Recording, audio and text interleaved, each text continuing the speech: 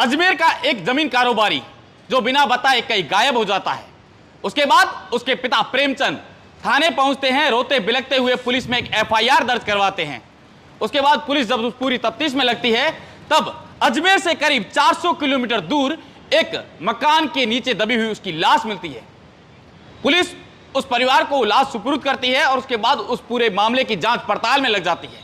हालांकि प्रेमचंद ने पुलिस को संदेह भी जताया था कि उसके पुत्र की जो है वो हत्या हुई है।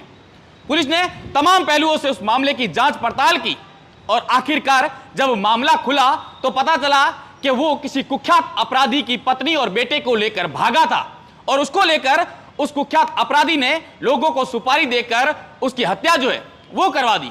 मामला अजमेर का है। अजमेर का जमीन का एक व्यापारी नितेश नैन जो अपने ही किसी मित्र हरि लंगड़ा की पत्नी और बच्चे को लेकर भाग गया था, क्योंकि हरि लंगड़ा जो है वो जेल में बंद था और उसके पीछे उसकी पत्नी जो थी उससे उसकी जो करीबियां हैं वो बढ़ने लगी और करीबियां बढ़ी, इतनी बड़ी कि आपस में दोनों में प्रेम प्रसंग हो गया और नितेश नैन जो है वो हरि लंगड़ा की पत्नी और बच्चे को लेकर फरार हो गया।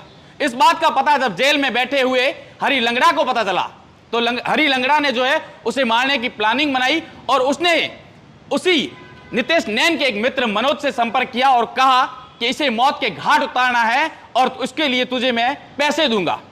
बात 20 लाख रुपए में तय हो गई और उसके बाद लगातार जो है मनोज ने नितेश नैन से संपर्क किया और कहा कि तेरे को हरि लंगड़ा जो है वो मारना चाहता है।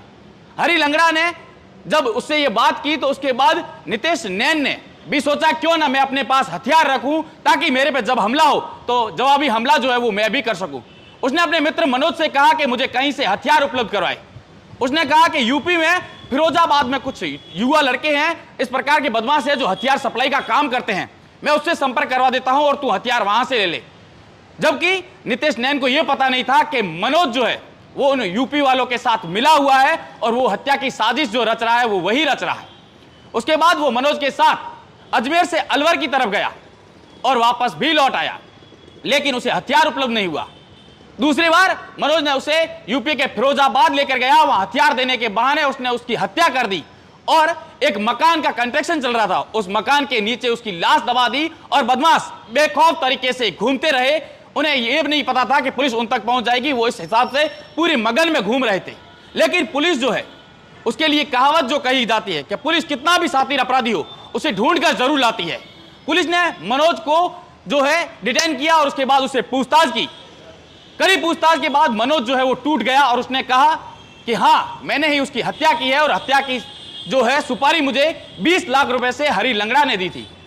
बता दूं कि मनोज ने 20 लाख रुपए हरि लंगड़ा से लिए और 15 लाख की सुपारी जो है उसने आगे यूपी वाले लड़कों को दे दी और यूपी वाले लड़कों ने उसे हथियार देने के बहाने बुलाया और उसकी हत्या करके उसकी जो शव जो था वो एक नए मकान जो बन रहा था उसके कंस्ट्रक्शन के नीचे दबा दिया।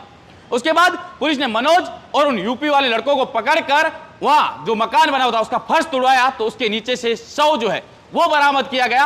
अब पुलिस जो है वो इन तमाम मामले बातों को लेकर जो है जांच पड़ताल कर रही है कि आखिर इनमें आपस में कब दोस्ती हुई थी और उसके बाद ये कब उस की पत्नी को लेकर भागा था। इस तमाम बातों को पहलुओं को लेकर जो पुलिस है वो जांच पड़ताल कर रही है। लेकिन बता दूं कि यहां पर जमीन का व्यापारी जो था उसके हत्या का मामला जो है पुलिस ने खोल दिया है। बता दूं ये मामला जो है 7 फरवरी 2022 को अलवर के एक थाने में दर्ज हुआ था।